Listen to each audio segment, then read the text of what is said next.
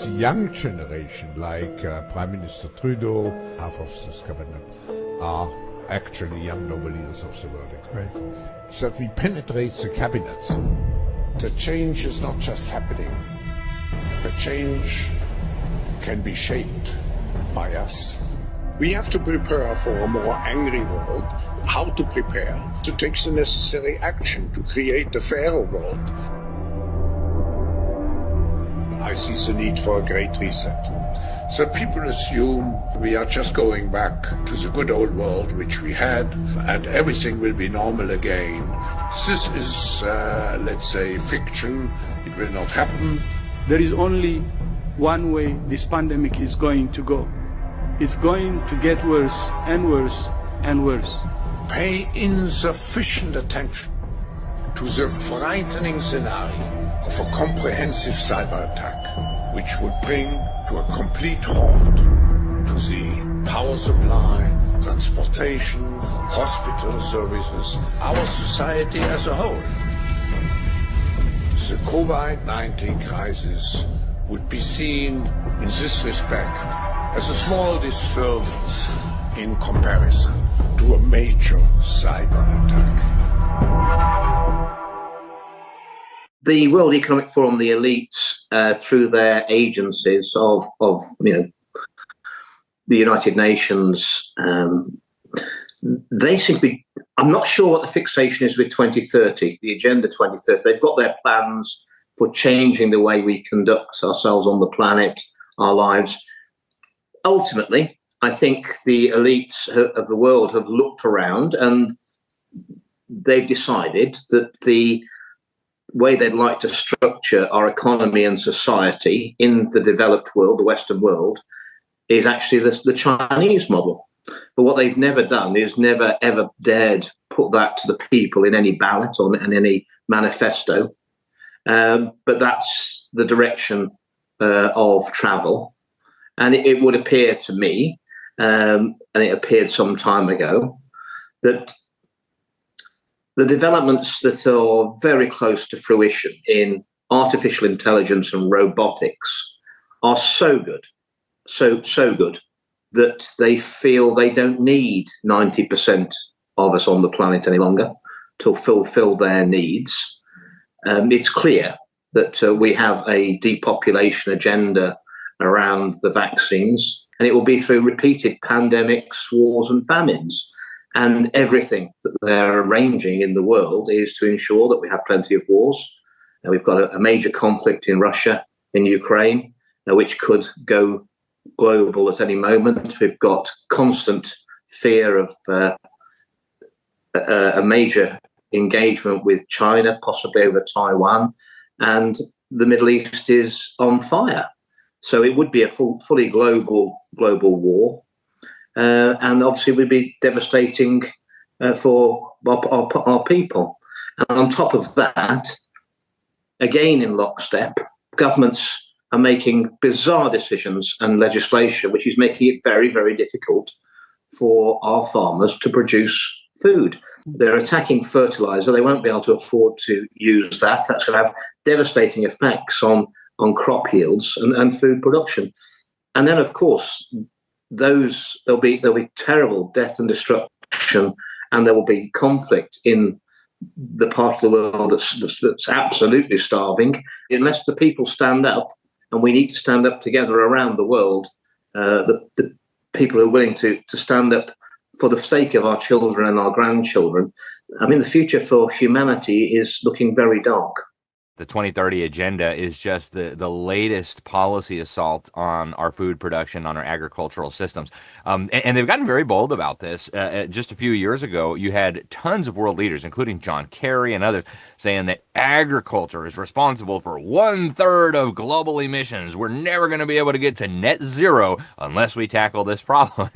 Think about what net zero means, folks. Literally, you're breathing, exhale CO2. So that's pretty problematic. But there is absolutely an agenda to destroy the existing food supply, the existing agricultural systems of the world, and replace them with a centrally planned fascistic style public-private partnership where big government in bed with big corporations completely dominates and controls our ability to feed ourselves. And I mean down to the genetic level. Like they will own the DNA of everything you eat, every morsel of corn or wheat or every bite of meat that is grown in some creepy laboratory, every insect, all of this stuff will be owned literally down to the genetic level by these wicked, evil corporations in bed with these wicked, evil governments. So that's their plan. I absolutely believe that they would like to see a major crisis when it comes to food, and I believe they're engineering it. They're doing this on purpose, and they're doing it all over the world. They have different excuses in each country for destroying the agricultural systems, but they're doing it everywhere. In the Netherlands, it was like, the nitrogen and the Natura 2000. In China, they didn't even need an excuse. They've demolished almost 1 million agricultural villages, not villagers, villages, totally wiped off the map.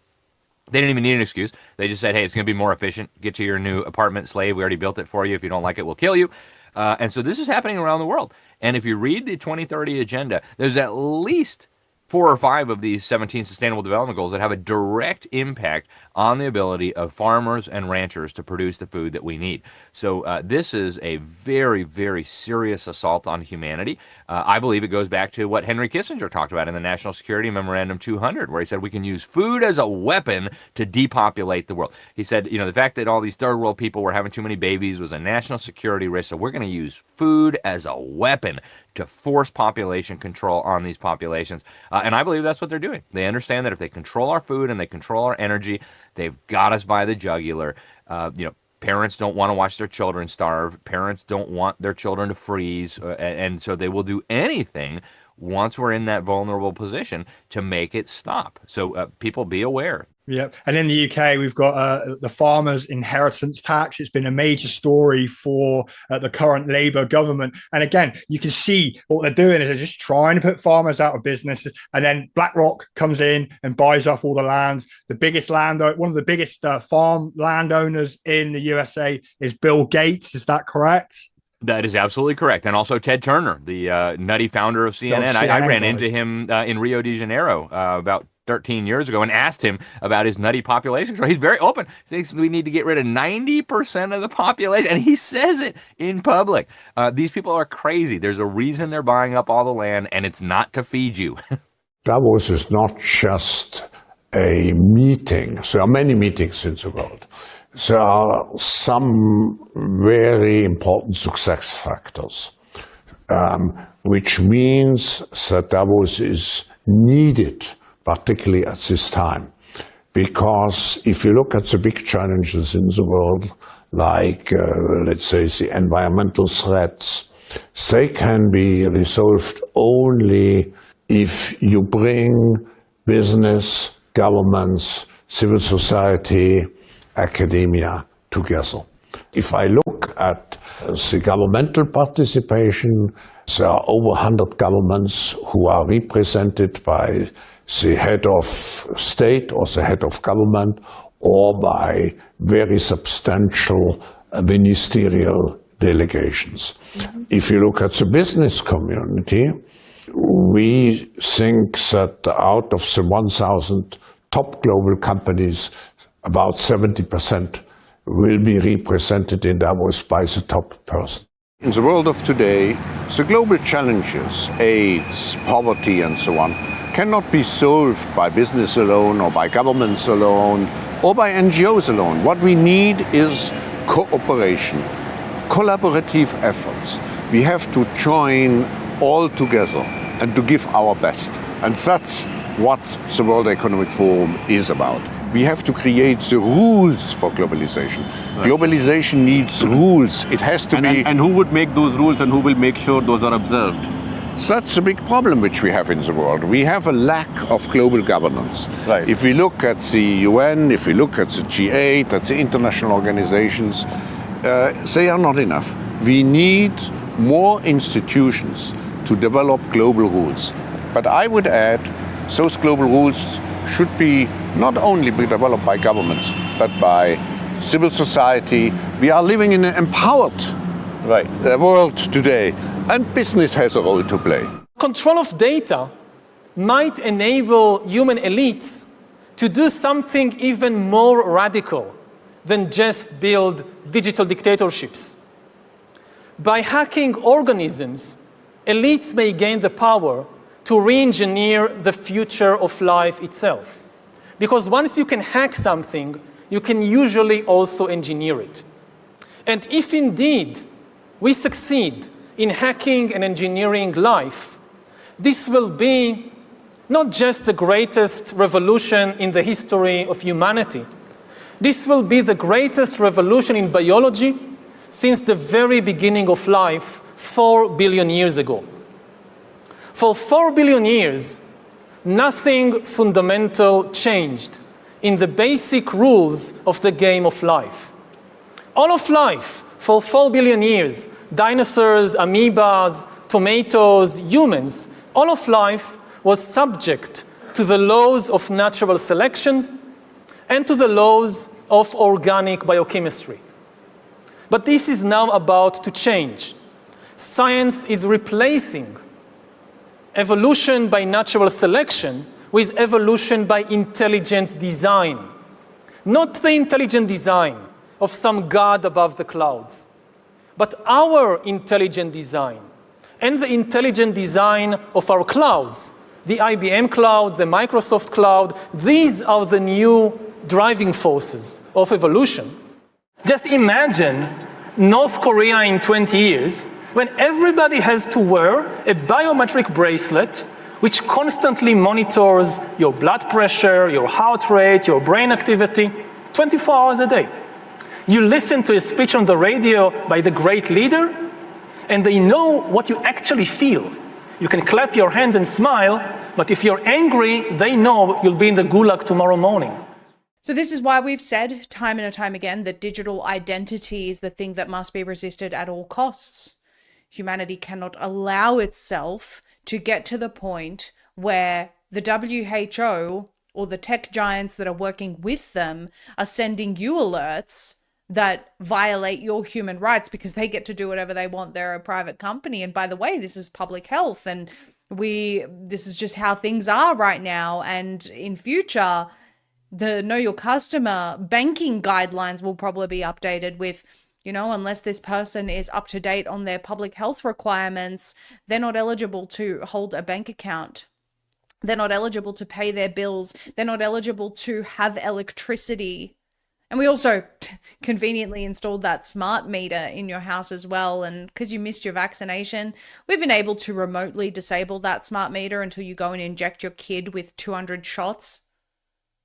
I realize we're talking about a really extreme scenario here, but again, I want to remind everyone that we currently have multiple instances of officials chasing parents across state lines because according to their religious convictions, they didn't want to inject their kids. Imagine once this type of system is activated.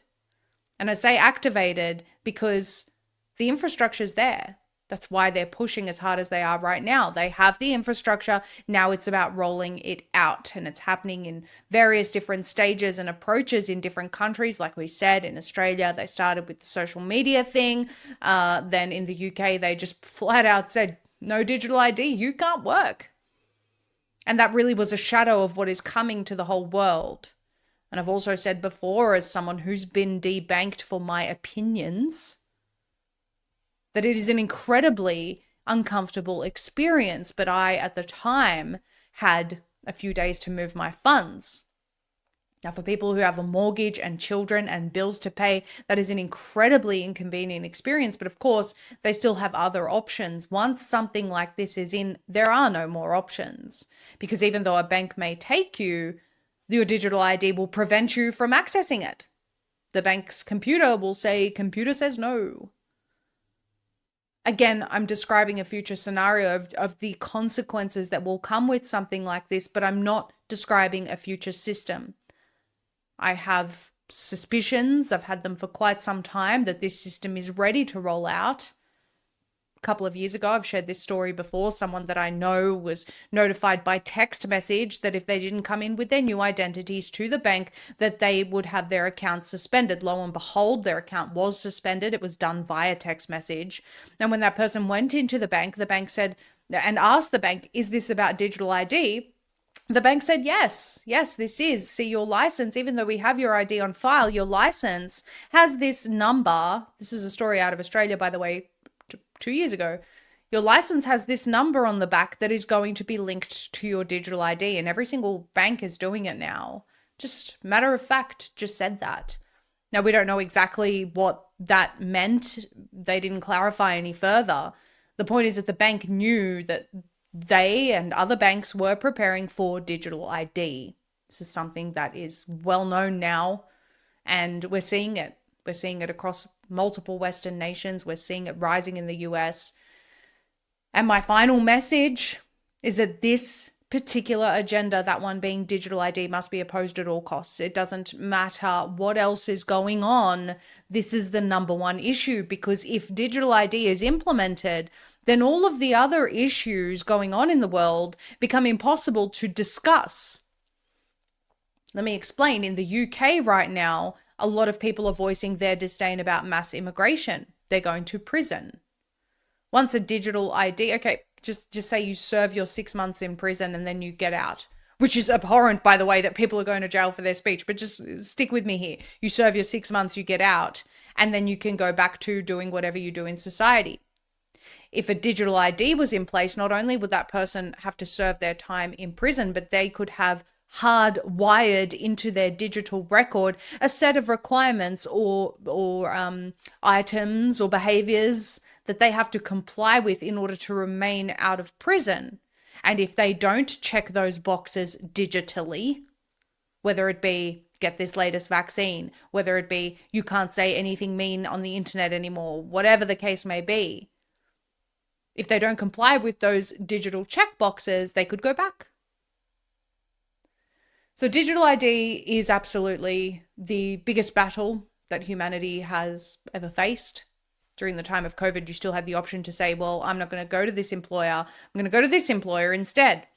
That won't exist when a digital ID system is fully embedded, because every employer will be forced to enforce it. You already have that case in Australia with director's ID. Company directors are forced to get a director's ID, which is a form of digital ID. And you will eventually have that moving through employers, just like they did with COVID, which was the biggest test. And unfortunately, the world failed during that time. But the reason that we've dedicated so much time and energy to this topic on this broadcast is because we genuinely hope that with the information that we've given everyone, that the world won't fail this particular test. It's not about protecting children from social media. It's not about, taking down financial criminals. It is about locking people into this end game of gene editing, transhumanism, and full control of people's lives. This is the number one battle, ladies and gentlemen. So we ask that you share this broadcast with everyone and help people to understand the insidious nature of this agenda and how it's going to impact them in future if they don't pay attention to it now. There are several key mind manipulation techniques which are very, very powerful propaganda tools. The most effective and the most powerful, and it's used on us all the time, is something I call problem, reaction, solution. It's a cracker, this one. It's a mind manipulation technique that avoids not only opposition to what is the goal of the manipulators, it actually manipulates people to demand they do what they want to do anyway. And it's happening all the time. Once you see this technique and how it works, you watch the news and read the newspapers in a completely different light, because you start to see it happening. It works like this. You start by secretly creating a problem in the world and making sure someone else is blamed for it in the public arena, in the public mind. It could be a run on a currency, it could be a government collapse. At its most extreme, it could be a war. The problem's created secretly. You then use the media, which isn't difficult, to wind up public opinion in relation to your manufactured problem to the point where public opinion utters the classic words, something must be done, this can't go on, which is always followed by, give my power away, what are they going to do about it? And at that point, those who created the problem and got someone else to be blamed for it wound up that public reaction, then openly in the public arena, in the parliaments of the world, in the newspapers and on the television, offer the solutions to the problems they have created. And in doing so, they get vast numbers of people to demand what they want to do anyway.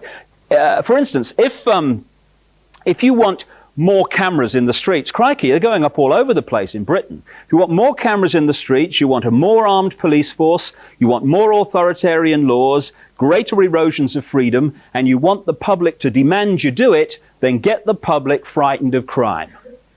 Either let society break down so there is more crime, or emphasize crime to be worse than it really is in some areas. Get people frightened, and the first thing people do when they're in fear about something is they look for someone out there to protect them from what they're frightened of. So, get people frightened that they're going to be burgled, get people frightened they're going to be mugged in the street, and they'll demand you take the freedoms away. They'll demand cameras in the streets and more authoritarian laws. So there's a movie that came out in 2011 called Take Shelter. And if you haven't seen the movie, I highly suggest you check it out. It's very, very powerful movie. Has a very good cast. The actor Michael Shannon was in the movie. He played the character Curtis. And his role in the movie, I mean, that was probably one of his best acting jobs I've ever seen. I mean, Michael Shannon. And the character he played, Curtis, was kind of like a prophet or conspiracy theory, or, you know, some guy that is warning people about something that is about to take place in the very near future. And they looked at him crazy. They called him crazy, right? But he had this very vivid vision, and he's trying to warn his friends, families, people around him, people he grew up with, people he know, trying to warn them of this impending danger that is about to go down. And not only didn't they believe him, they thought he was crazy, pretty much. Just like, you know, in our own time, in real time, like the old saying, art imitates life, right? In real time, you have us trying to warn the individuals out there about something that's about to go down, and trying to tell them that this is going to shake the world to the very core of it. And, you know, they think of us to be crazy. They think of us to be some nut jobs, like we have nothing better to do, right? They look at you in that kind of way. That's why I said, if you haven't seen the movie, especially if you are the type that like to warn people about things, right? It is very, it plays out that character that is always warning somebody, and they take you for a joke until eventually what you're warning people about happens. Here we have individuals in our own time that are warning you, constantly warning you that something is about to go down, and you don't think much of it, really, right? Until it happens, and then boom, you'll be caught out there. You'll be caught out there. Before we go any further, all praises, glory, and honor to Yahweh Ba'ashem Yahushai, Ba'ashem Rechaha Kodash. Double honors to apostles and elders of Great Millstone who taught us this truth and continue to teach us this truth. Peace, salutation, shalom, shalom, shalom to all your brothers and sisters out there that are of the household of faith, beginning with 144,000 down to the men, women, and children that are allotted to be delivered in these latter days, were all of the elect. And to the brothers that are pushing this gospel in all sincerity and in all honesty, to you all I say shalom. And we have these guys, you know, Klaus Schwab and his like, telling you that things are going to get worse. They're just outright telling you to prepare for a more angry world, right? Prepare for a more angry world, a world where everything will be not as it used to be. That's why he said, if you think we'll be going back to, the good old days where things were, fairly okay, he called it a fiction. For you to think it will go back to that, you are fantasizing. You are barely deluding yourself, right? Because things about to all go down. They're telling you to pay sufficient attention about cyber attacks and, climate change and pandemics, and the list goes on and on and on and on and on. And a lot of these things are engineered, manufactured, and it serves a purpose because they need you in constant fear. Not only that, they need you to come to them for solution of that fear that they put you in, right? That's where you get the whole problem, reaction, solution from. And they need you to be constantly panicky and feeling some type of way. They don't need you strong, mentally healthy to be able to make any kind of decision that will alter the agenda, right? So they can keep you in a perpetual state of fear and ignorance, right? So it's one thing that you're afraid of something. There's another thing that you have no clue what it is you're really even afraid of. So that's how they want you. Docile, afraid, and oblivious of what is happening around you. And that to them makes a perfect candidate for control, right? So when they have you in that type of state, you're easily controlled. You are easily controlled in that type of state. There's no way you can make any reasonable decisions living in fear and constantly paranoid about things and ignorant of what is happening around you. You have no clue of what is happening. You just go by whatever it is, the mainstream news media, whatever the narrative they're pushing out there is. You just go along to get along, right? So you're a perfect candidate for control. And this is how they want you. This is how they want everybody to just be open to control, right? To open to mind control, so they can move you however they want to move you, right? Like pawns. They'll move you whatever they want to move you and eliminate you when they feel like it, right? And you have us here warning you about these things that is about to happen. So now the ball is in your court, so to speak. The ball is in your court. What are you going to do with it? Because it's about to get a whole lot worse. It's already worse, but it's about to get a whole lot worse. So worse that a lot of people won't be able to survive it. A lot of people will croak. A lot of people will, the weight of it all will just crush them. Like I said, it's going to get worse and worse. This is what they're telling you. It's going to get worse and worse. This is not a game. This is not a joke. Nobody's out here trying to fearmonger you. I mean, if you want to be in fear, well, that's your prerogative, right? But this is deadly serious, man.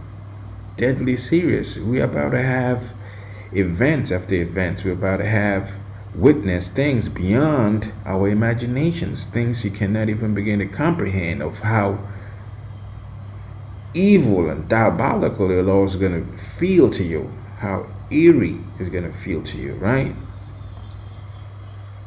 That's why I put together a couple of clips to kind of like, drive the point home to you, to make you understand that this is not a game, man. This is not a game. That's why I said, if you haven't checked that movie out, Take Shelter, I highly suggest you check it out. I mean, you will thoroughly enjoy. And if you're into that kind of movies, you will thoroughly enjoy it, man. Very, very well played out, in my opinion, right? Which brings us here real quick in the book of 2nd Esdras, the 8th chapter and the 50th verse. It says, "For many great miseries shall be done to them that in the latter time shall dwell in the world." Why? Because they have walked in great pride. So here the scripture is telling you that many great miseries, not even one great misery. I mean, it's bad enough if we got to deal with one great misery. Now it's telling you many of them is about to be done to us in this latter times, and we are in the latter times. I mean, even in the secular world out there, they use that, throw that word around, the end times, right? Why? Well, it's obvious. Things can't continue the way it's going. We're coming to a head where all this is headed, right? So many great miseries shall be done to them, and a lot of times shall dwell in the world, because they have walked in great pride. And we are the height of pride, that is, that people are lovers of their own self, right? People put themselves on a pedestal, they worship themselves, right? You know, people without nothing really, all they got to do is make a TikTok video, and all of a sudden they gain all the praise and accolades and admiration and adoration, right? You have a show called American Idol. What is an idol? Well, a false god. So that's their pride. You have a whole month dedicated on pride. Dedicated to pride, where people just turn loose in the streets and their lasciviousness and just sexual immorality, and they'll just be out there going crazy, cuckoo for Cocoa Puffs, right?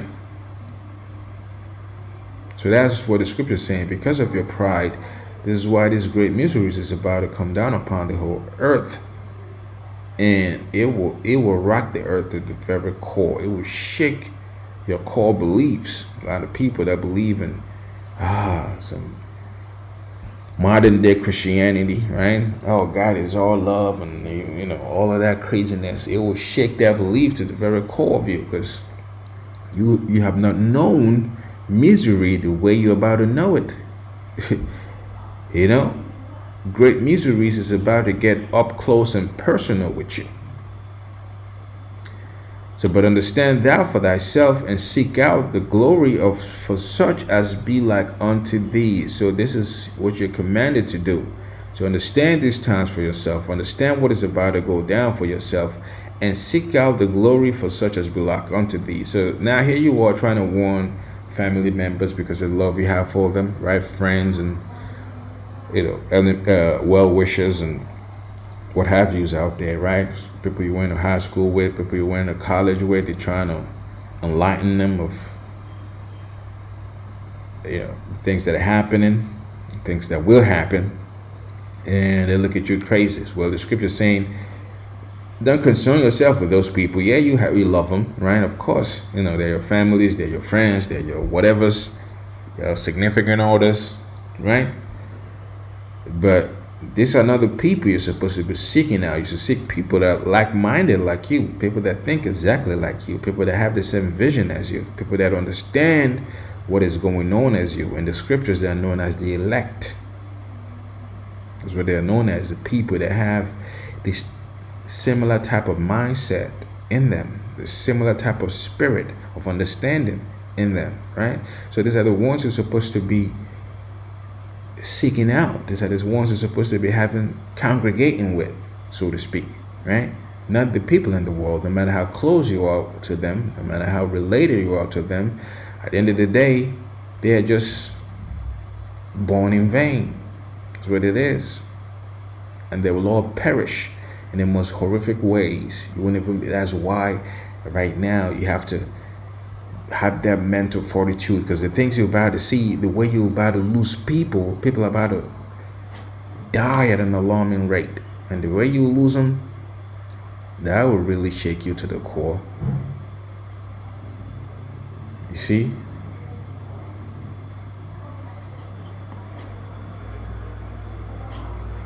Sorry about that, you know?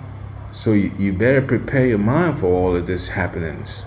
You have to prepare your mind for all of these happenings and understand that it will get a lot crazier, a whole lot crazier. Like it says here going on.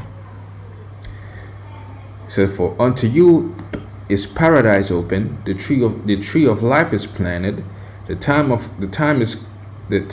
to come is prepared, plenteousness is made ready, a city is builded, The rest is allowed, yea, perfect goodness and wisdom. So unto you, meaning the elect, those that are like you, these are the ones that will, like it says, the meek will inherit the earth. These are the ones that are really, really going to enjoy the coming of our Lord. That's why in the book of, it says, woe to you that desire the day of the Lord. Was it in the book of Amos, I believe? Woe unto you that desire the day of the Lord. So to what end is it for you? Right? Because a lot of people, they all talk about, oh, JC this, JC that. By JC, I mean Jesus Christ, which that is not the name of our Lord. His name is Yahweh Shai, meaning he is the Savior. That is his true Hebrew biblical name. You know, they just translated it to something else, JC, which if you go into the true meaning of that word, you wouldn't want to call our Lord that, right? It says here, the root of evil is sealed up from you, weakness, and the moth is hid from you, and corruption is fled into hell to be forgotten. So the elect, they will be protected from what is about to go down. And not only that, those that endure to the end, guess what? They will see corruption flee from the earth. Evil and all the craziness that are in the earth will just vanish away, because we'll be enjoying a new heaven and a new earth. That's why things are the way it is right now. You know, we're about to feel it, like it goes on to say, sorrows are past, and we're about to feel sorrows like never before. Like you were saying, it gets darker before dawn, right? You see, it gets the darkest before dawn. It gets more hellish before you make it a heaven. You see? And the end is shewed in the treasure of immortality, and therefore ask thou no more questions concerning the multitude of them that perish. So a lot of people are going to perish, just like in the movie Take Shelter. You know, he was warning a lot of people, but they didn't take shelter. They didn't take heed to his warnings. What happened? They are perished. That's why the scriptures letting you hear. Don't really concern yourself with them. That is their lot. They were born in vain. They were born to perish. So you trying to break your neck, trying to give them warning and have them understand. Guess what? That's never going to happen. They are where they're supposed to be, and you are where you need to be.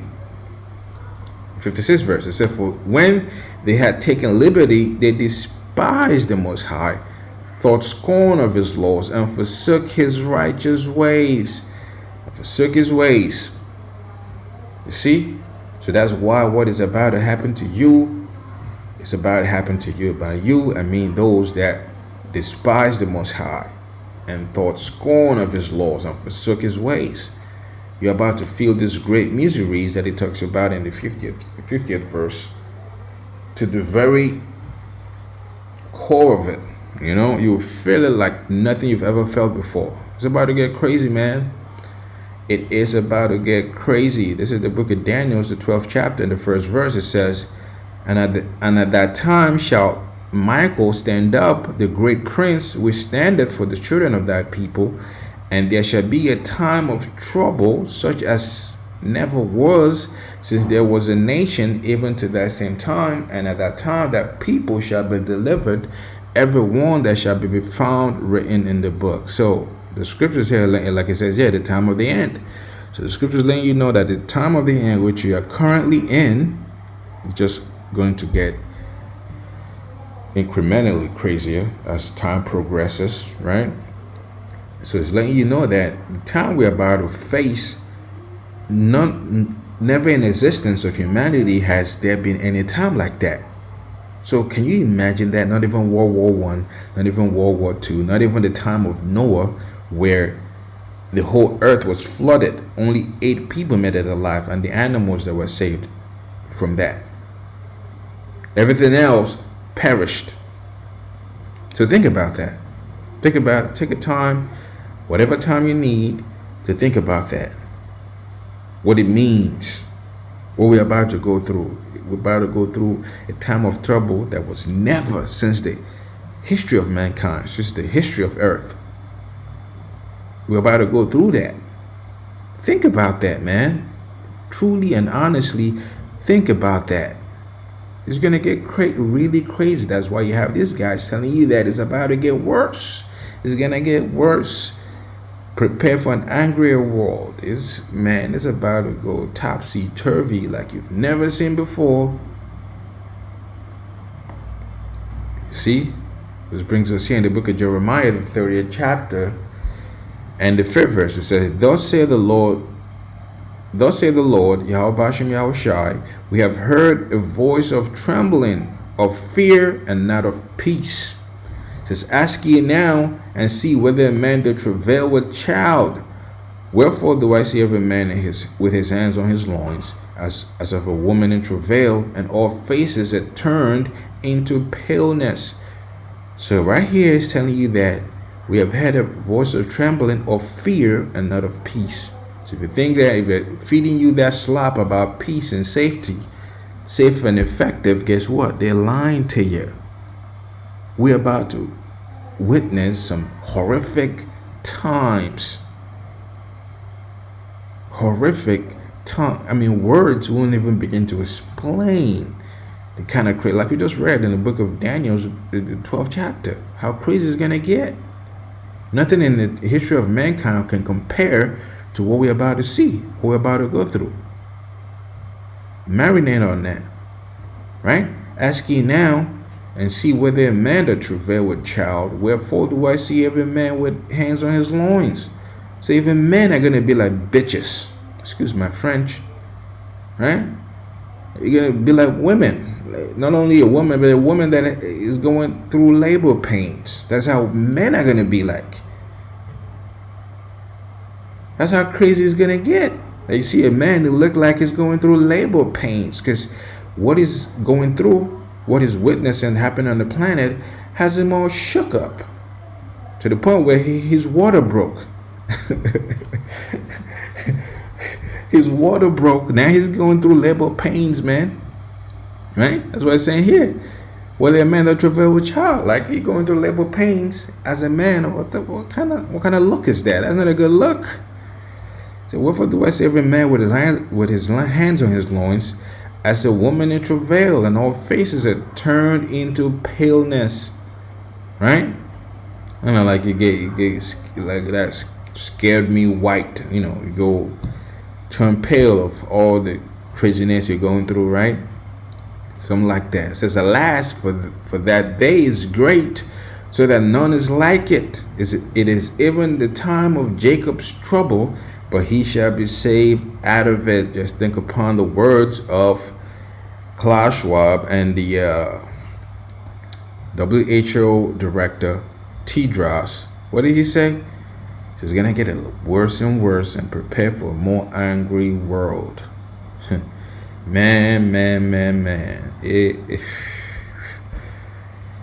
All we can do is pray that Yahweh Hashem Yahushai put the spirit on us to endure all these things.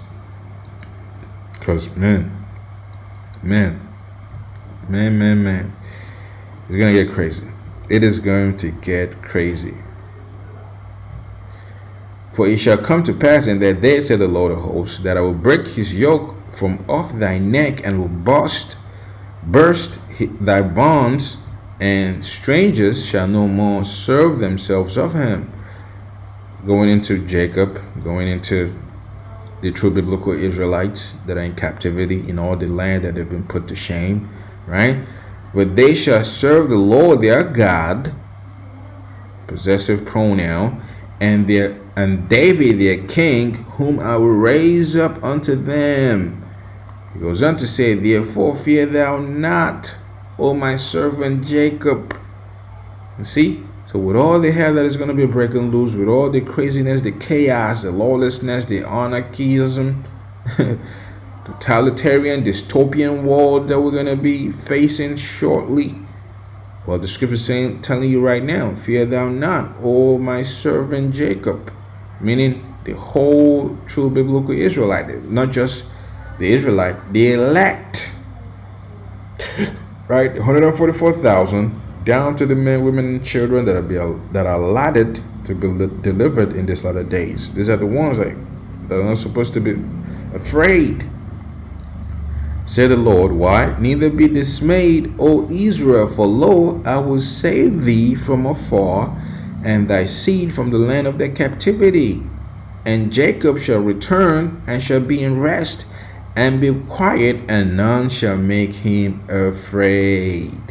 See, that is a guarantee right there. That is a top-notch guarantee when the King of the universe is letting you know that, don't worry about it, I got you. Best believe that, man. You know, the one true God is telling you, I got you. Believe that, because that's how crazy it's going to get. So we have to have these scriptures in the forefront of our minds to keep us grounded, to keep us always in remembrance that our labors are not in vain, that the word of the Lord is not null and void. It will come to pass, and he will look after us and protect us.